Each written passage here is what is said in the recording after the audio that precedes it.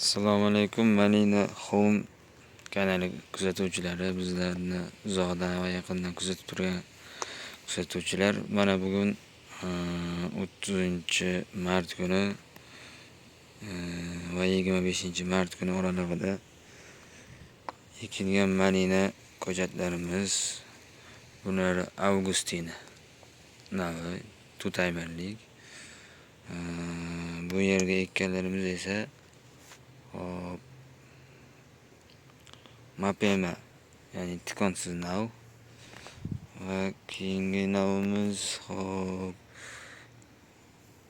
3-agatimiz Delni va 4-agatimiz esa Polka, 5-imiz Nejedaro desekan, 6 va 7-larimiz esa Enrasadira va Palana navlarini sinov tariqasida 10ta, 12ta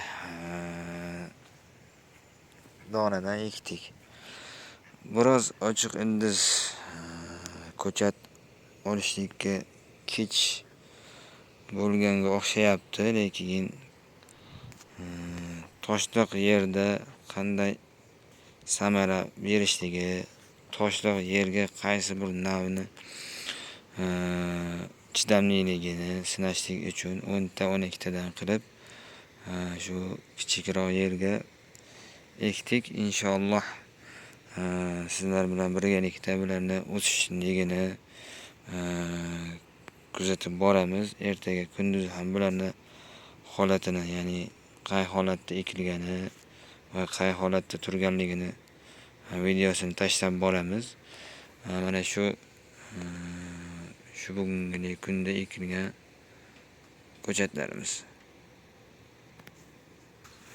Yejavekaning ham 6 xil va 7 xil navlarini sinov tariqasida ekdik. Inshaalloh ularni ham ertaga kunduzi sizlarga videosini tashlab boramiz. Issiq va toshliq yerga qaysi nav chidamli ekanligini sinashlik uchun sinov tariqasida ekilgan ko'chatlar. Inshaalloh qaysi biri samarali chiqib qolsa, bu yerda yerimiz ko'p. Inshaalloh qolgan yerlarga ham shulardan kengaytirib boramiz.